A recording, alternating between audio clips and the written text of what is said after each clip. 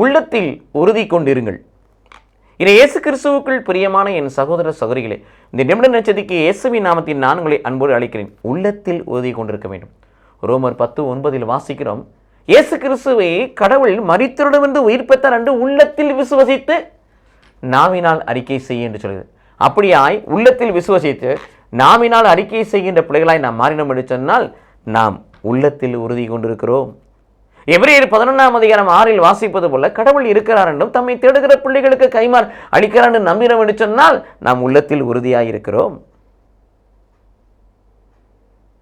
2 குறிப்பேடு 16:9 பிரகாரம் மன உறுதியோடு நம்புகிற பிள்ளைகளாய் மாறி அவர் ஆற்றலை பெறுகிற அந்த உன்னதமான அனுபவத்தை பெறுகிற பிள்ளைகளாய் மாறுவோம் என்று சொன்னால் நாம் உறுதியாய் இருக்கிறோம்.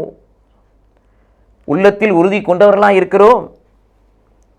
மார்க்கு நற்செய்தி 9:23 நம்புகிறவனுக்கு எல்லாம் நிகழும், விசுவாசிப்பவனுக்கு எல்லாம் கூடும் என்று சொல்லி அந்த விசுவாசத்தை அகலப்பட்ட பிள்ளைகளாய் நீங்கள் நான் மாறுகின்றது வாழுகின்ற பொழுது நாம் உள்ளத்தில் உறுதி கொண்டவர்களாக இருப்போம்.